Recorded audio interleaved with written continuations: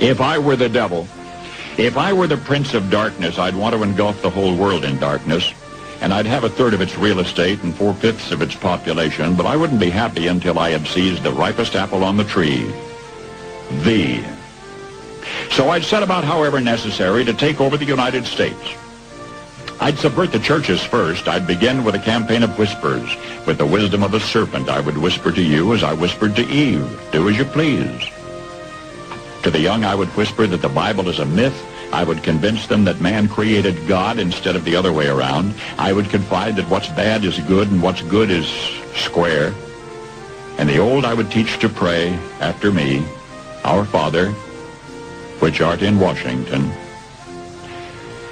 And then I'd get organized. I'd educate authors in how to make lurid literature exciting so that anything else would appear dull and uninteresting. I'd threaten TV with dirtier movies and vice versa. I'd peddle narcotics to whom I could. I'd sell alcohol to ladies and gentlemen of distinction. I'd tranquilize the rest with pills. If I were the devil, I'd soon have families at war with themselves, churches at war with themselves, and nations at war with themselves, until each in its turn was consumed. And with promises of higher ratings, I'd have mesmerizing media fanning the flames. If I were the devil, I would encourage schools to refine young intellects, but neglect to discipline emotions. Just let those run wild. Until before you knew it, you'd have to have drug-sniffing dogs and metal detectors at every schoolhouse door. Within a decade, I'd have prisons overflowing. I'd have judges promoting pornography.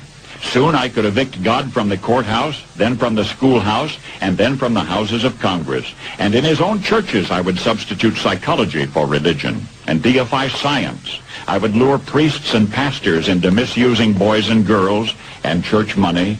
If I were the devil, I'd make the symbol of Easter an egg and the symbol of Christmas a bottle. If I were the devil, I'd take from those who have and give to those who wanted until I had killed the incentive of the ambitious.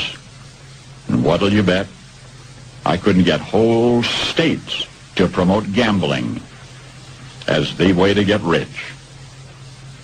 I would caution against extremes in hard work, in patriotism, in moral conduct.